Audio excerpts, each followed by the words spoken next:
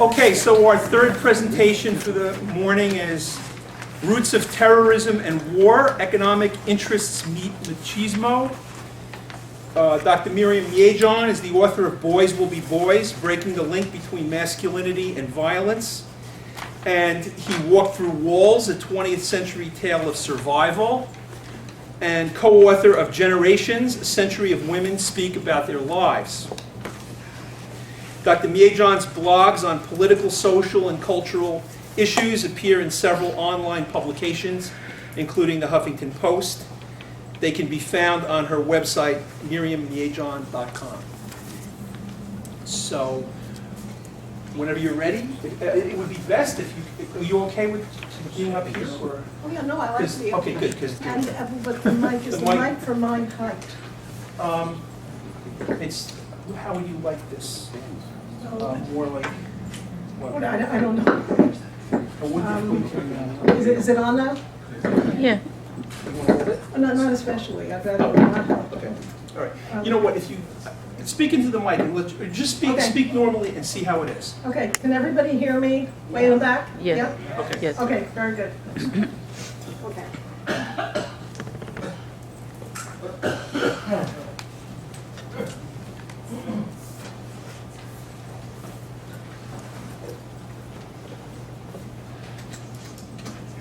Okay, well, I'm going to focus today on some of the major causes of large-scale violence.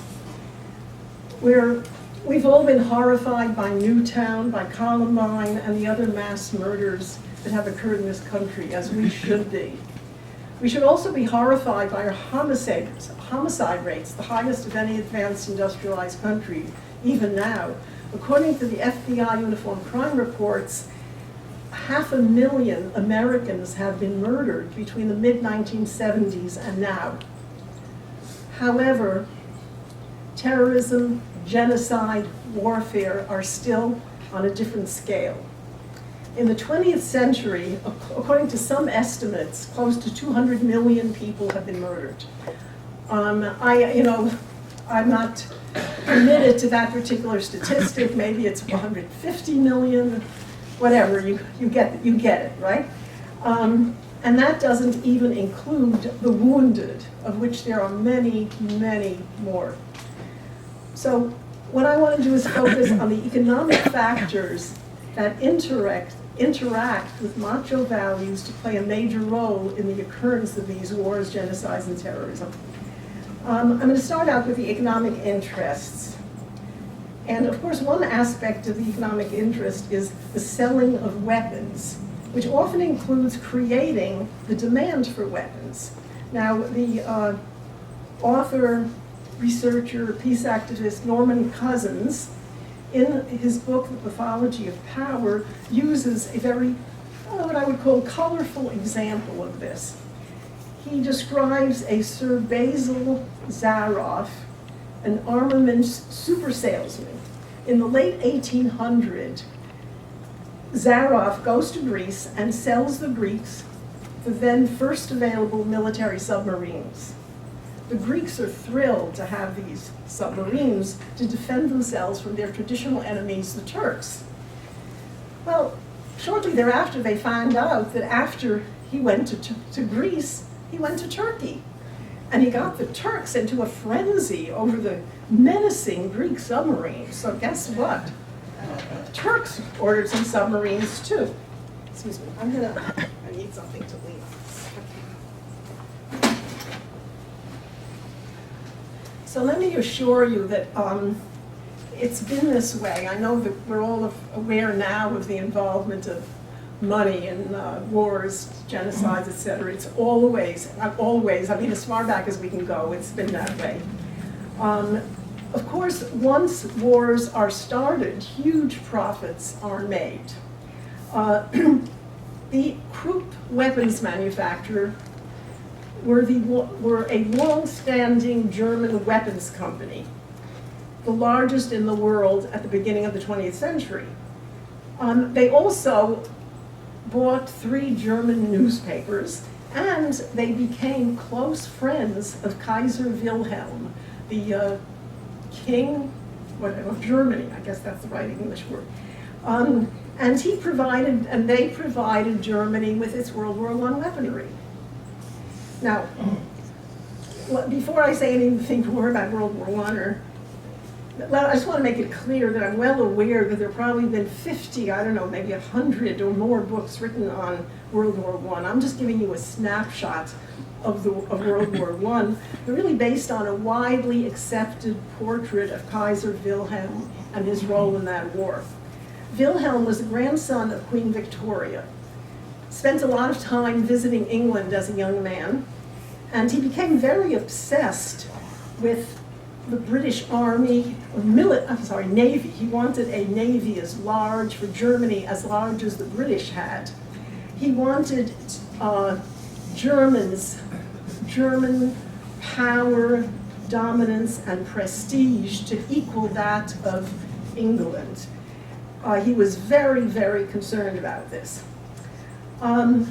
So here we have a Kaiser obsessed with masculine dominance and power, and he happens to be a close friend of the Krupp family. And along comes the assassination of the Archduke Ferdinand of Austria-Hungary. So this becomes a good reason to go to war. I know it's more complicated, I've warned you. So here we have a macho Kaiser, Krupp economic interests, and then we have a third factor, a very important one, the willingness, even the enthusiasm of many young men, German, French, British, about going to war. In 1914, just to use the British example, tens of thousands of young men from all social classes across Great Britain rushed to sign up to fight in the First World War. This is captured in The Testament of Youth, a memoir by Vera Brittain about the war. Vera Brittain was raised in a very traditional British way. So as she viewed it, a soldier's life was very manly and heroic. So she urged her brother to enlist in the war. And then she herself trained as a nursing auxiliary, and she ended up nursing wounded soldiers in England, Malta, and France. Well, both her brother and her fiancé were killed in that war. And she got a flavor of what war is really like, apart from the mystique about it, the great heroism and the manhood and all that. So she devoted the rest of her life to anti-war writings and activities. Vera Brittain's initial reaction to her brother, encouraging her brother to go to war, captures how many women buy into a macho definition of masculinity and encourage it. And this is another problem. Okay, how to understand the enthusiasm of these young men? It appears to be an interaction of, on the one hand, many young men simply seek out adventure, excitement, and danger. And of course they don't fear death. It will never happen to them. And then war is a way for them to prove their manhood. It's the major way to prove it. And the enthusiasm for war is, of course, encouraged by patriotism. It's the patriotic thing to do. And the enemy is always portrayed as subhuman, evil vermin responsible for all ills. So you're not just killing people, you're killing these awful people who've attacked your country, who are unworthy, et cetera, to varying degrees. The reality of war is only taken in when it's too late. Many of the men don't enjoy killing. Many are repelled by it, but it's too late. They have to defend themselves and their comrades. A certain percentage do really enjoy it. These are mainly, my guess, is sociopaths, of which about 3% of the male population, according to the DSM, are sociopaths. And also men who may not be sociopaths, but just have a very low level of empathy. In his book, The Science of Evil, on empathy and the origins of cruelty, Simon Baron-Cohen, a Cambridge University professor of developmental psychopathology, argues that lack of empathy is key to understanding cruelty.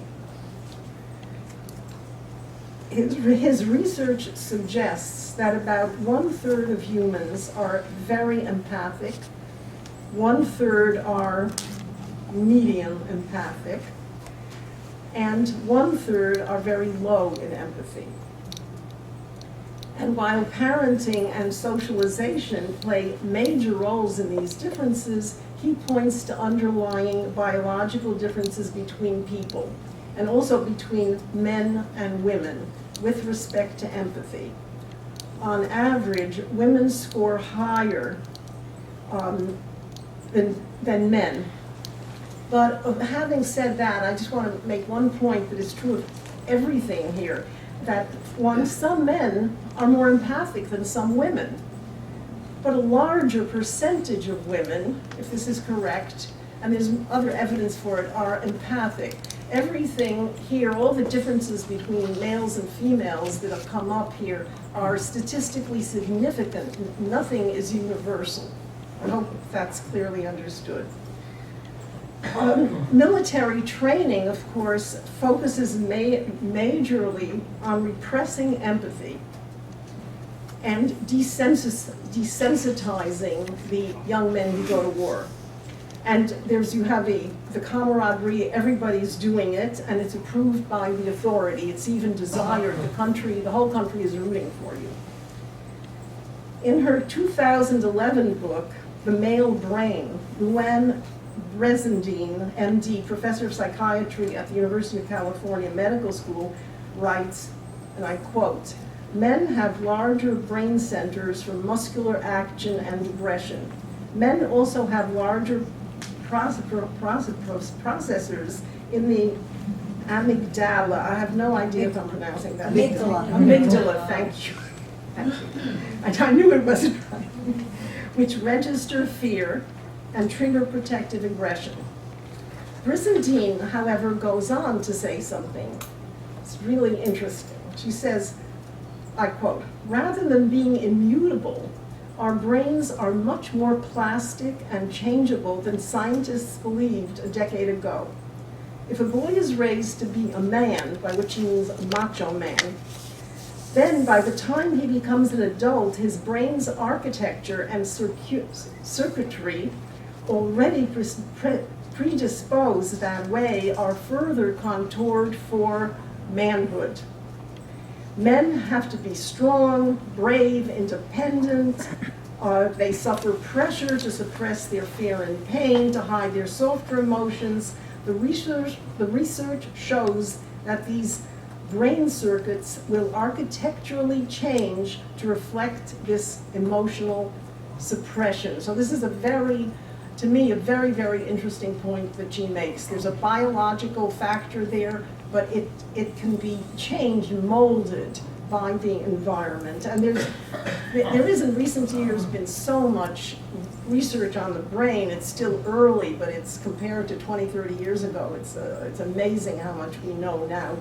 And I'm sure we'll know much more in 20 years, but 40 years. But what she says is true. Corroborates a lot of other research that I've looked at. The change, the fact that this is not imprinted, that the violence is not imprinted without any possibility of change. I mean, one example could be the Scandinavian nations are now known as being very nonviolent, right? Well, a large percentage of the descendants, a large percentage of the males in Scandinavia are descendants of the Vikings, who were used enormous violence to conquer other parts of Europe. So what happened to their genes, you know? So it's always complicated, and it's a big mistake to look at this as an either or kind of factor. Okay.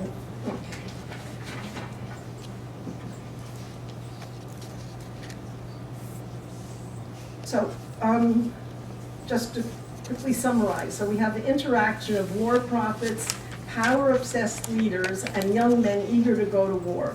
And we end up in the 20th century with 16 million people killed in World War I and 60 million, 60, killed in World War II, plus all the casualties.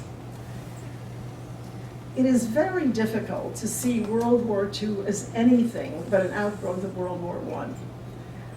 Could Hitler have come into power had there not been a World War I with the Versailles Treaty at the end, which required huge reparations to the French and the British to make up for the German role, a horrendous inflation that followed the war, and just a horrendous situation, which this is just the kind of situation that permits a fascist or a communist regime to rise up.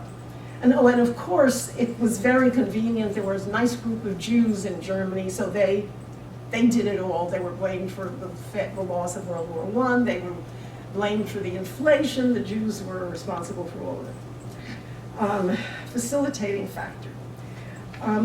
I'm always amazed at the myopia about going to root causes, to seeing the interconnectedness of historical events. It's as if politicians just act without, it seems like they never think through, or they rarely think through what are the long-range consequences.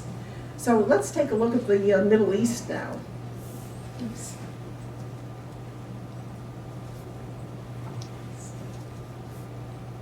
Okay, I want to start, obviously I'm not going to cover everything here. I want to start with the 1953 Iranian coup d'etat, in which the legitimate prime minister of Iran, Mohammad Mossadegh, was overthrown.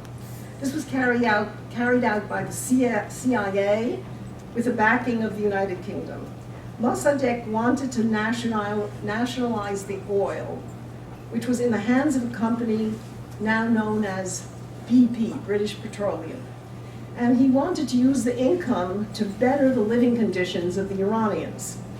There's good reason to believe that had Muslim Iran become a high-functioning country, economically, with an economically improved standard of living, that it would have or could very well have served as a role model to other Muslim countries. This is possible.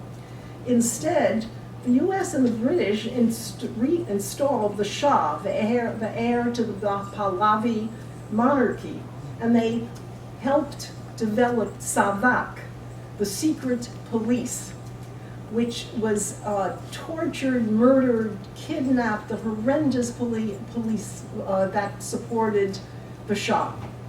So, in 1979, ready for another revolution. The Shah is overthrown, and Ayatollah Khomeini is then named the religious and political leader of Iran, eternally.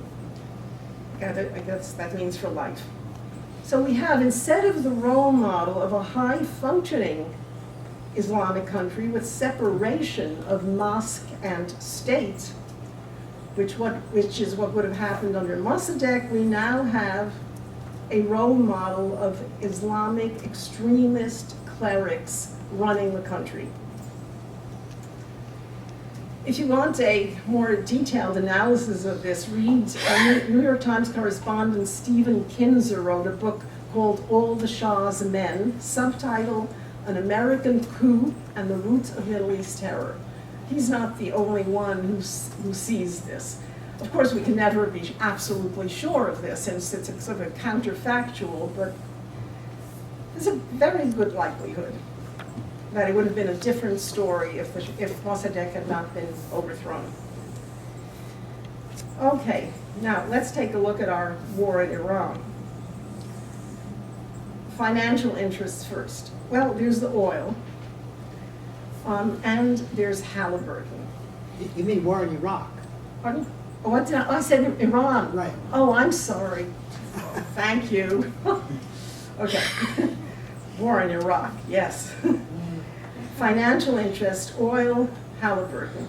And here, this is unusual, but I'm going to be quote to you from Republican Kentucky Senator Rand Paul, the libertarian who is hoping to be the Republican presidential nominee.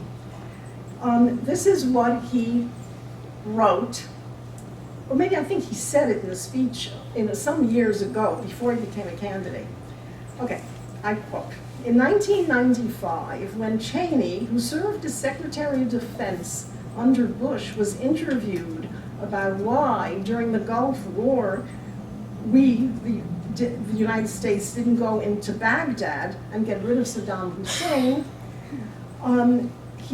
Cheney said, it would have been chaos. There'd be a civil war. There'd be no exit strategy. And it would cost a bloody fortune in both lives and treasure." This is Dick Cheney saying this. But, you know, a couple of $100 million later, Dick Cheney earns from Halliburton. He comes back into government. Now, Halliburton gets $1 billion contract, $1 billion no-bid contract in Iraq. So much for Cheney. What about Bush 2? Okay. Bush's motivation, there is the factor certainly of family oil. I mean, as you know, the Bush family is heavily involved in oil. But there's another factor which I think might be at least as important, maybe more important. That's here, back to the macho factor. Bush Jr. was very upset, apparently, that his father didn't get rid of Saddam Hussein. He thought his father should have been tougher. You know, Daddy Bush was sometimes portrayed as a wimp. He was sort of a soft-speaking guy, and so the son didn't like this. He wishes his dad had been, you know, a real man. So what does he do?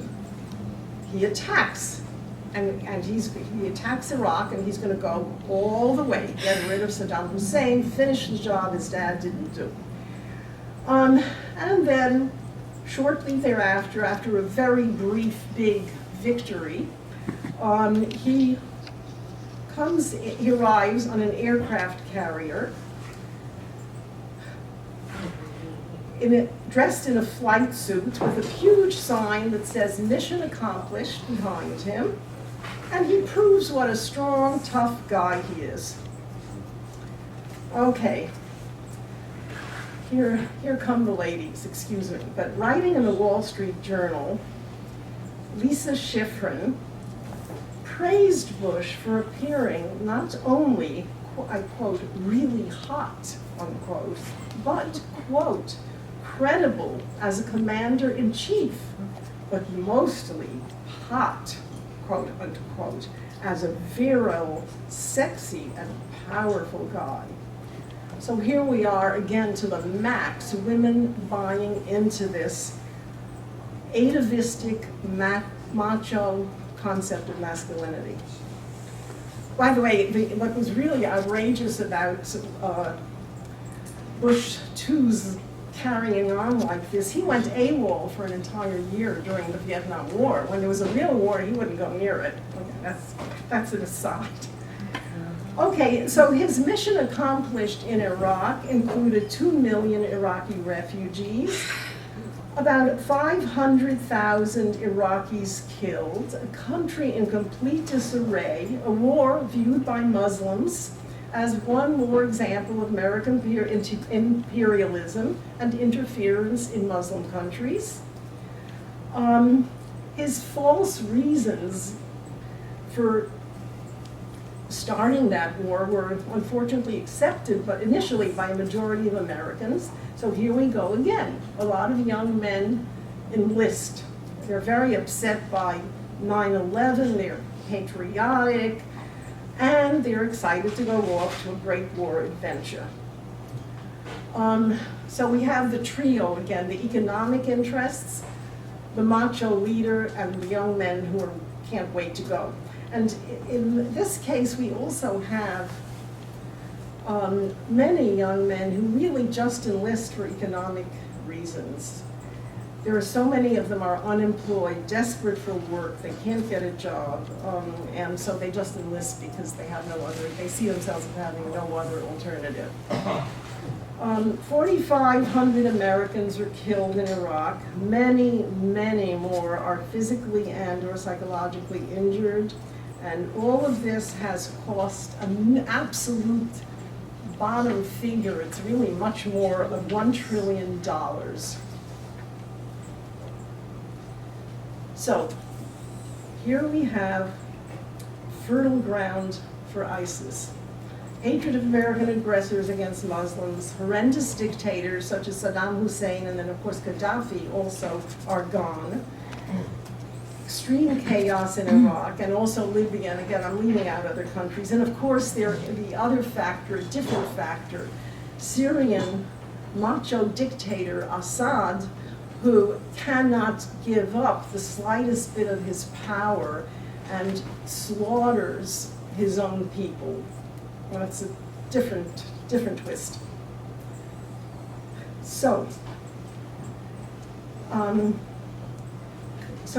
we combine the financially motivated role of these interventions with the Middle Eastern macho element, and it is hard to imagine a more macho group than ISIS, whose leader's goal is to create a vast Muslim caliphate ruled by them. The level of lack of any empathy, any emotional caring, the extreme emotional repression, the callousness is now all visible on TV. So here this is what we are confronted with now. But what about, these are the leaders of ISIS. What about the young men? And I know there's a 10% women. If anyone wants to talk about that later, we will. What about the young men, mostly European, who join ISIS? Here again, element of adventure, excitement, danger. Some of them are no doubt bored, unemployed.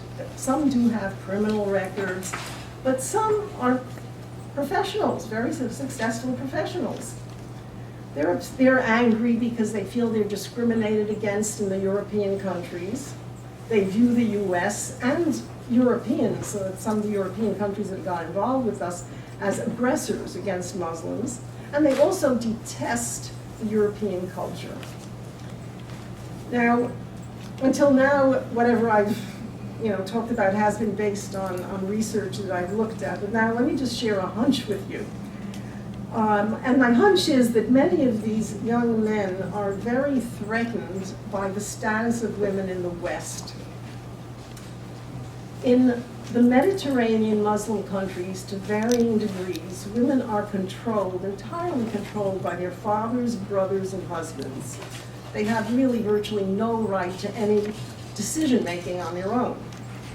Many young European Muslims, even those born in Europe, are raised in traditional families. Certainly not all of them, but a certain percentage are. And when I get here, I always think of the 19th century British philosopher John Stuart Mill, best known for his book on liberty, but he also wrote an essay called On the Subjection of Women, a very advanced thinker.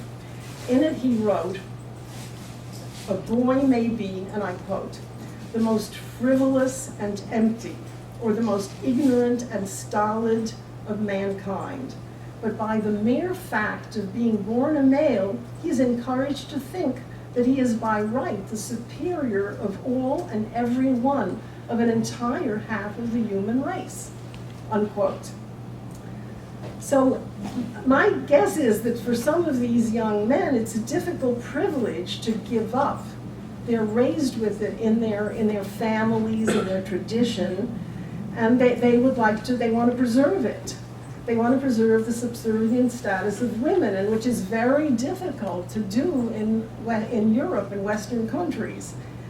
So their goal is, in fact, to create a Muslim caliphate which will impose Sharia law and which will put women back in the place where the women belong. So here religion comes into play. Oops.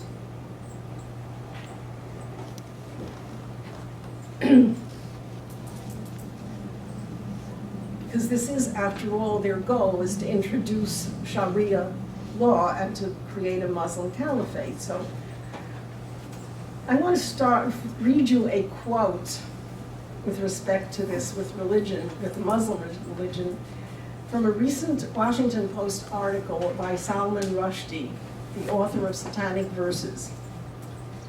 He's writing about the Muslim religion. I quote, "What is needed is a move beyond tradition, nothing less than a reform movement in bringing the core concepts of Islam into the modern age. A Muslim reformation to combat not only the jihadist ideologues, but also the dusty, stifling seminaries of the traditionalists, throwing open the windows to let in much-needed fresh air.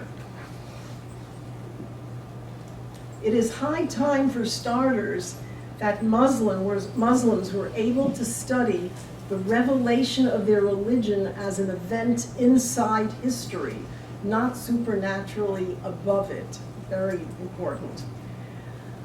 There is a growing group now of Muslims calling for a reformation of the Muslim religion. There are lists of them. I've seen them. There are many. Of course, most of them are in the West because their lives would be endangered in their own countries, in their countries of origin. Okay, you might be wondering, why are they so adamant about this kind of reformation? And here I want to read you. I happen to have a copy of my Quran with me, and I have my glasses. I want to read you a couple of passages from the Quran, which I think are the kinds of passages which concern these Muslims who are saying, we need a reformation.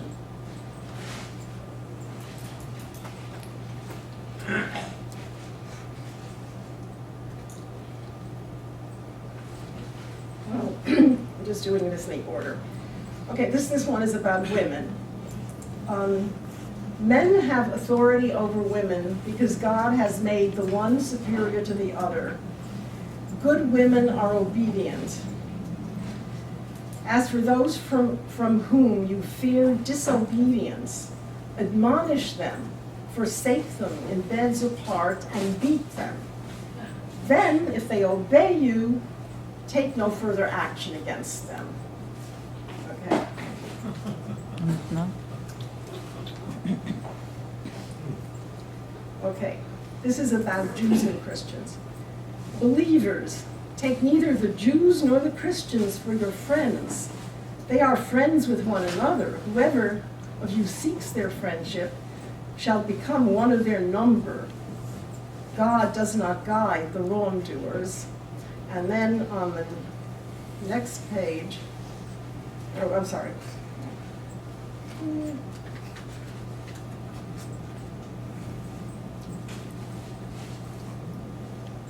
So this is right after talking about Christians and Jews. "Shall I tell you who will receive a worse reward from God? Those whom God has cursed and with whom he has been angry, transforming them into apes and swine, and those who serve the devil."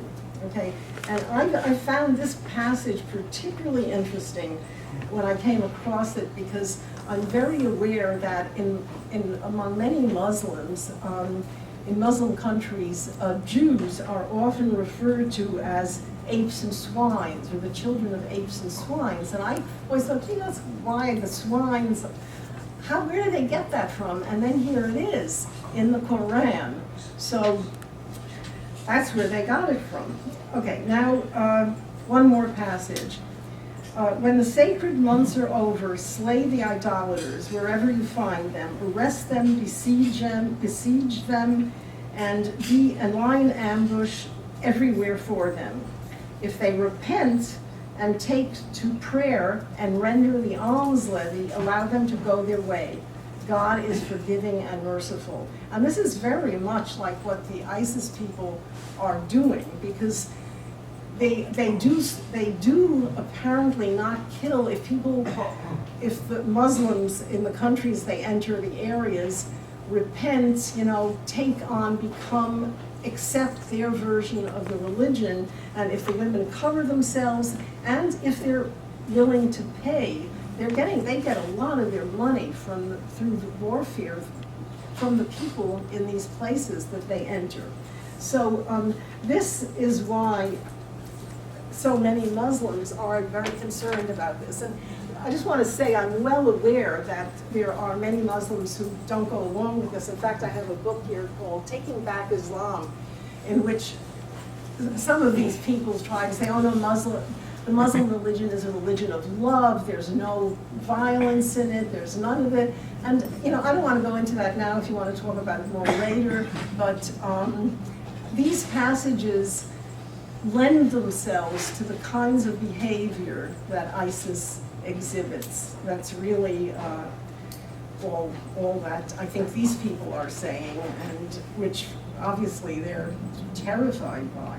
And this is why they're so adamant. Okay, obviously, I think we're all asking ourselves, how can we get rid of this extraordinary level of violence that we've witnessed in the 20th century and now in the 21st century?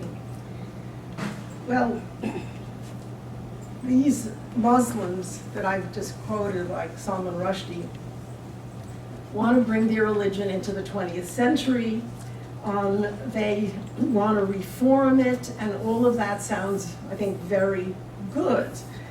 And by the way, they disagree. This is an interesting point, because they disagree with people like President Obama and others who say that Muslim terrorism has absolutely nothing to do with Islam. They're saying, oh yes, there are these passages in the Quran that lend themselves to this, and that's what we've got to get rid of. We have to, it's a little like our fundamentalists, who they can always pick out passages that say homosexuals should be killed, that's what they focus on. And of course, fortunately, they don't try, they would love to impose it on all of us, but they don't. So it's the same kind of mentality. You pick out all the very primitive, negative stuff, and that's what you go with, instead of, as they say, bringing the religion up to the 20th century. Okay, but if there is such a reformation, a Muslim reformation, it's certainly not around the corner.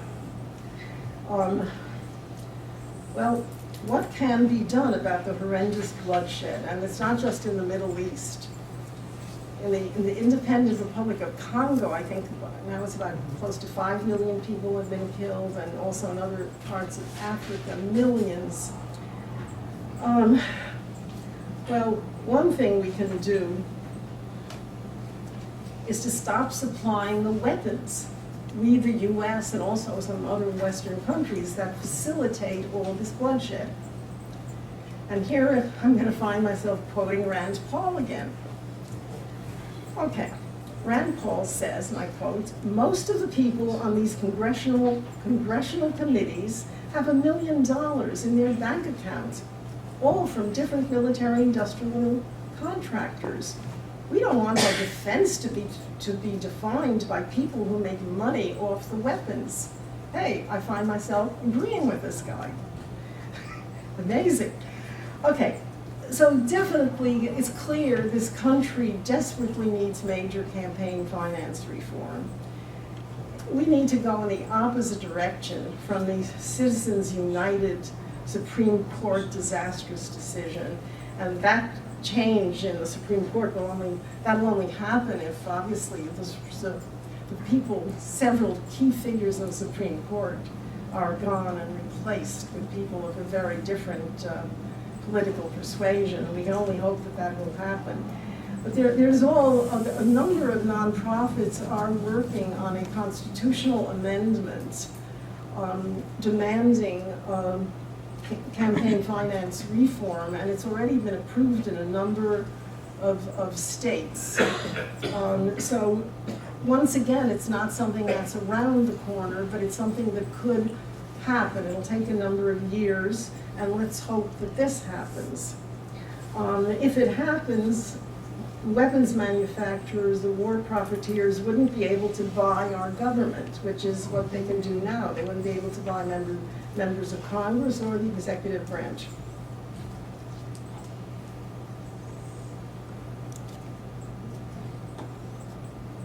Another suggestion comes from James Stewart, a professor of law at the University of British Columbia, who is the author of a 2010 article called Corporate War Crimes. He's also served as a prosecutor and legal advisor for war crimes tribunals.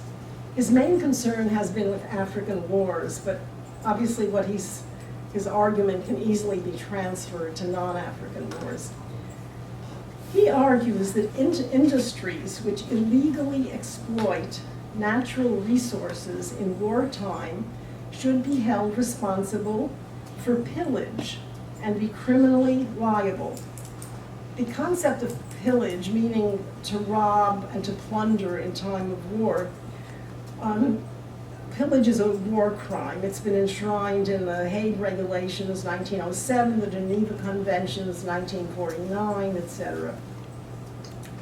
The point that Stewart makes is that as of now, when companies engage in what are clearly illegal activities, they are hit with civil penalties. It happens very rarely, but these civil penalties are just a slap on the wrist.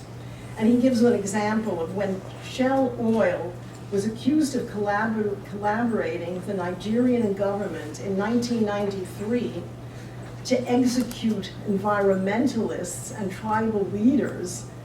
The company, which asserted its innocence, eventually settled for $15.5 million, a parking ticket for a business that generated $467 billion in revenue in 2012.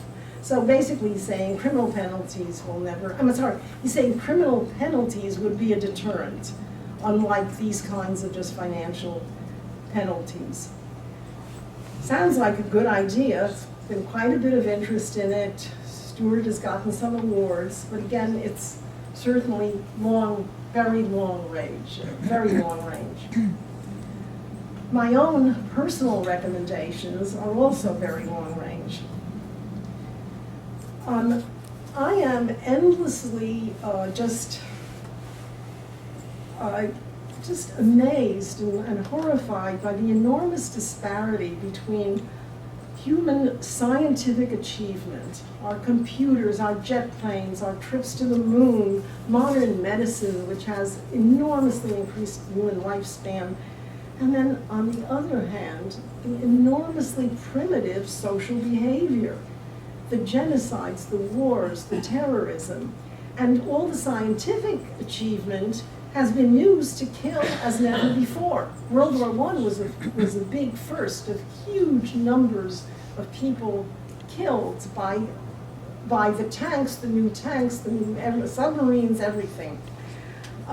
So as I see it, if the human species is to survive in this scientific age, at some point, I think 25 years is much too optimistic. Maybe 50 years, 100 years from now or more, teaching, if we're around, if our children, grandchildren, great-grandchildren around, teaching social skills will have to be considered as important as teaching math, science, or English in our schools.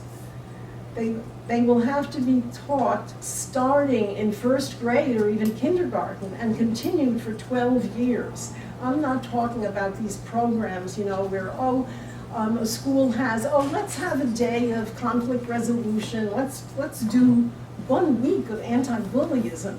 I'm talking about ongoing teaching these skills, just like we teach English or math or history, ongoing programs. And by the way, I know the first thing people think of is, oh, it'll take away from all the rest. I doubt it. I think it'll enable all the rest, because so much of the stuff, reason why children don't put in the other stuff is because of their behavior, the way they're raised, because one program that I advocate would really be teaching child rearing skills. Anyway, as I see it, this would have to be a very serious program. Now, programs that increase empathy, teach conflict resolution, and anti-bigotry, as I see it, would help to close the gap between the extraordinary intellectual achievement and the primitive social behavior. In my Boys Will Be Boys book, I devote 3 chapters to such programs. One of them, which was developed in Philadelphia, has been adopted in Canada. It was started in the mid-1990s and has by now reached 600,000 children, and not only in Canada, in some other countries as well. 600,000 children is good. It's a step in the right direction, but obviously it's not enough. Just in ending, let me just say again, if humans are to survive, as I see it, every part of the disastrous link between financial profit, macho leaders, and macho young men has to be broken. Thank you.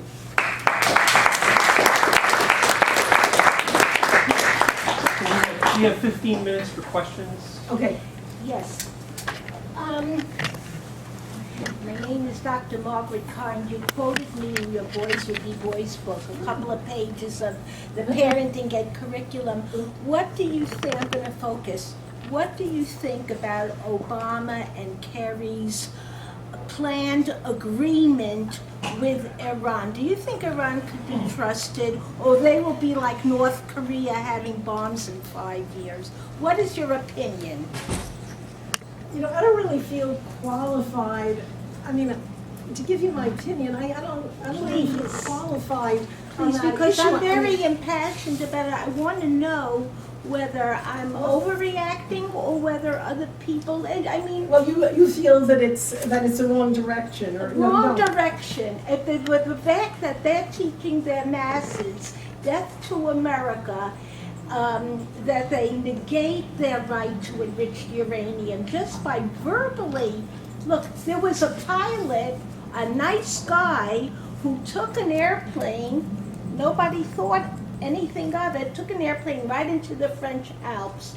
I, as a psychiatrist, feel I have a duty to warn that these people, you talk about not giving the ingredients for weapons, the mullahs, the ones in charge, are not responsible for the safety of the world. That's my opinion. You know, well, let me say this. It seems to me that the only alternative to the kind of thing that Kerry and Obama are trying to do would be to attack Iran. And I mean, to start... No. I say immediately stop all sanctions for peace and prosperity in Iran, for no enrichment, no Iraq plant or ballistics, for the peace of mind of the rest of the world. I think that they should be nurtured with total peace, total prosperity. Iran should be given that, no sanctions immediately, for halting all enrichment and nuclear development. That's my opinion. You may be right, but I need to go on. Thank you. Yes. I wanted to speak against the idea that Islam is uniquely patriarchal and uniquely lacking empathy. The John Stuart Mill quote you gave was only 100 years ago, roughly, and he's writing about Christian England, right? And the world norm is men dominate. That's not unique. No, absolutely. It's not uniquely a problem of Islam. The second one is this thing about empathy. Like you mentioned, 16 million killed World War I, 60 million killed World War II. Those were Christians doing this. The Holocaust and the nuclear bomb, those are Christians. Yeah. In all of history, Islam has never done anything to equal the Holocaust or nuclear bomb. Yeah. So the other third point was the vast majority of Muslims live in Indonesia and India. What? These Arab Muslims actually are a small minority of Muslims. So to castigate the whole of Islam by some stereotype, I think you yourself are activating vilification, stereotyping, bigotry, the things you're against, you activate it by these overgeneralizations that Islam's got to change, got to modernize. You can. Oh, I'm sorry. I'm quoting Salman Rushdie. Let me just say, first of all, I agree completely with what you say about the domination of women. And it took from 1848 was the first convention of for women's rights in Seneca Falls. And it wasn't until 1920 that women got the vote. And it wasn't until the second women's movement in the 60s and 70s that women really came very close to equality, or are close to it. Absolutely, and the same thing in Europe, etc. But that's just the point. Women in the Muslim Mediterranean countries are in roughly the same place that women were in the 1850s in the United States, with one exception, that at that time, women in the United States were not allowed to go to colleges. I think Oberlin, I don't know when they first Oberlin allowed women, maybe it was 1815, 1816, whereas in the Muslim countries, the women are educated. They just can't exercise their professions the same way. The other, I am fully aware, as coming from a family of Holocaust survivors, of the horrors that Christians have inflicted, and I fully agree that the numbers are much higher. I address this issue because right now, ISIS and Muslim Mediterranean violence is a big issue. That's why I focused on it. If I had been giving this lecture, 25 years ago, I wouldn't even have mentioned it. So I don't disagree with you about any of this. It's just, please see what my focus is, and also the fact that what I'm quoting some major figures in the Muslim world who are saying, we need a reformation. And that's all. And I read you a few passages from the Quran to explain why they feel this way. These are the kinds of passages, and it is like the Christian fundamentalists. It's the same kind of thing that it was Reformed Lutheran Christians who did. It was the Reformed Christians who are Lutherans, who are the Germans who did the Holocaust. The Reformation might not help stop these atrocities. Yes, okay. but I'm not a Muslim religion expert. I happen to have read big chunks of the Quran, but I don't consider myself an expert, so I don't know exactly what these people have in mind. I've seen lists of maybe 40, 50 Muslims signing up for Reformation. I'll leave it to them what exactly they mean by that. Okay, point of order. I want to be sure that whoever wants to ask a question has an opportunity to do so. I see Trevor. Barbara? Is it Barbara? Yes. Please raise your hand if you would like to ask a question or make a comment. Okay. Diane? Anybody else? Okay, so I'm going to... Yes, and Michael. Sorry, Bill. So I'm going to close the floor with those four. It'll be Trevor, it'll be Barbara, Diane, and then Michael. Bill, sorry. I always wanted to be a Michael. Right, okay. So I'll be a Michael. You've always seen Michael. I need to ask you to keep your questions to less than a That's minute. more distinguished. And can you try to keep your responses to less than a minute? Okay, I know it's hard, but let's try it. Okay. So I often run substance abuse groups, and I noticed that there's a very big problem with having too much empathy. And in psychoanalytic theory, I contrast narcissism with egoism. Like, you're saying that the people in these groups have too much empathy? Yeah, too much empathy. And so they become people-pleasing. Say somebody comes into the group high, and it's very triggering for them, and they want to use, but they won't confront that person in the group who is high and say anything themselves. They want me to do everything for them. And so they often have a lot of empathy, concern for others, give other people a lot of things, money, rides, and they don't get anything in return, and it hurts them a lot. And so they often let these bullies in the group, like the dry drunks who come in and are really aggressive, they just let them kind of have their way, and they just sit there quietly for it. So I was interested in like if you often consider that this other side to it. That we have the machismo, we have the egoists, we have the narcissists who kind of do these things, but we also have the masochists or the egoists or the passive people who often let themselves be bullied and be abused.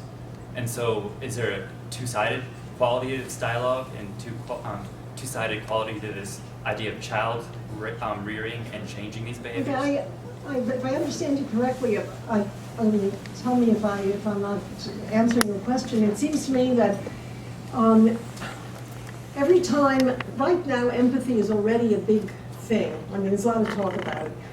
There's a tendency always to go to the extreme and to neglect other characteristics when something is introduced. So there is, like for example, I'm all for the self-esteem movement for children, but sometimes I think, this is too much. I mean, because they have the self-esteem, but they don't have the responsibility of caring for others. I'm just using that as an example of the kind of thing. So I think what you are describing is an example of using empathy, going to the extreme of it without introducing other factors. Like you're so empathic that you let other people get away with whatever they do. Is that sort of? Yeah. Okay. Thank you. Barbara? Yes, you mentioned, boys will be boys, But sometimes boys can be girls. Have you looked at the Vanity Fair cover? That's a beautiful woman on the cover. Oh, yeah. It used to be, or I should say, she used to be, Bruce Jenner, okay? Yeah. As someone like myself, just retired, but has been working for all those years with transgender guys, enraged, closeted homosexuals. That to me is a reformation. Is a what? Is a reformation in gender politics. Okay? It's not gonna happen in the Middle East for a long time, but at least we are leading the way. Yes. Thank you. Okay, very good. Thank you. Yes. Well, I like what you said about how people in the Middle East and women's rights are about where we were 100, 150 years ago. I think that's right. And I think you're suggesting that rights are a developmental process. So the question is, how do you help them develop? And are there lessons to be learned from what we went through, women went through in this country, to help them get through in there?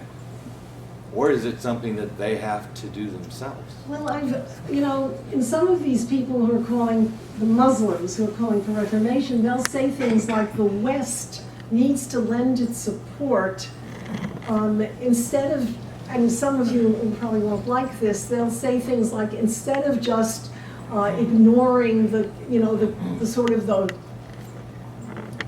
instead of ignoring the fact that the Muslim religion and behavior has to be modernized, they just say they don't want to talk about it, or they don't like to discuss the status of women, they feel awkward, they think it's Islamophobic. Instead, some of these Muslims say they should be supporting us. They should be giving us financial support. In fact, one of them says, just like during the Cold War, the US was helping communist dissidents. They weren't saying, oh, it's not so bad in the Soviet Union and whatever, just because there wasn't that sort of Russianophobia thing going.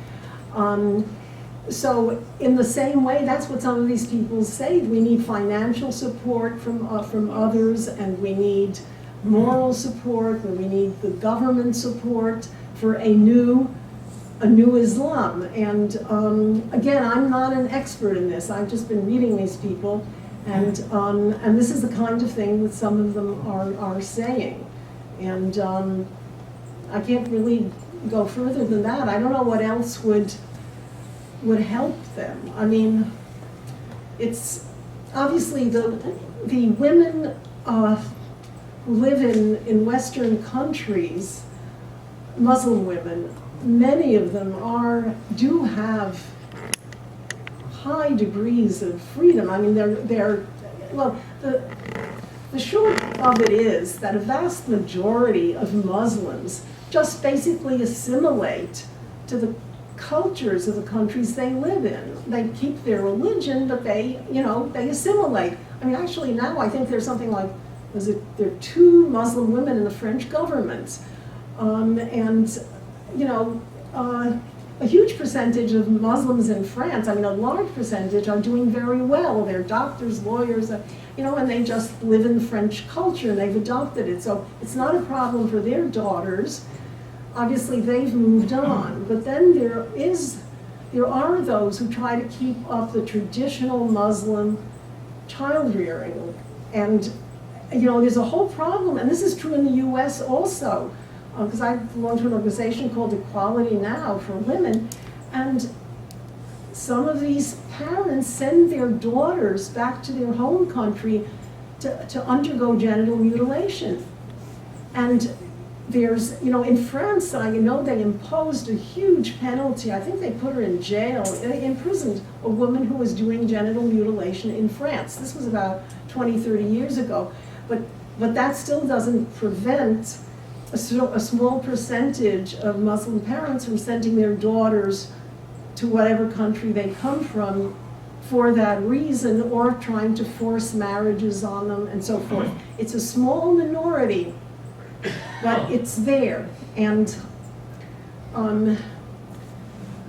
for certain things, all you need is a small minority to create a lot of problems. Okay, we have one more question, One more. Diane. Yes. Okay, first of all, Floyd's comment made me think that maybe it's an intersection of like sort of patriarchal, authoritarian Arab countries with Islam that has more of that than the other ones. But my comment is about the caliphate, and my work, as you know, dovetails with yours, and we work up together and all that. And I appreciated your talk very, very much. Is trauma, humiliation, moral outrage. And I have thought about the caliphate a lot, that there's a hunger for powerful father figures, say, that will stand up for the West, and that will, I'm not saying it's a good thing, or or Paradise Lost, the humiliation from the loss of the Ottoman Empire, and Vomit Vulcan's like chosen trauma, chosen glory, like a chosen glorious time. And it also occurs to me that the Catholics have a pope, and that say, and now we have, say, a man who is more integrated in that structure, that we're working with the authoritarian patriarchal culture. I'm not saying I'm just thinking that it's part of that is a hunger for a father figure, and whoever fills that, say, we had, the last pope and this pope, if you have a man who's more integrated filling, I mean, we're not going to get like a Caliph Francis in there, but just a thought about that. Obviously the Muslim religion does not have a pope. I mean, there's no centralized anything, and obviously some countries like Indonesia function in a very different way than some countries like Saudi Arabia. So you have all these differences between these countries, and so what I said holds to varying degrees depending on the country. But I know, well, I understand what you're saying. That could be true. A caliphate with a big leader could. Dynamic. I mean, you're talking psychologically. An archetypal. Maybe. I think that's possible. I really can't assert it. Yes. Okay, I'm sorry, but we need to move on now. We're running late. Thank you very much. Copies of Boys Will Be Boys, Breaking the Link Between Masculinity and Violence are on the back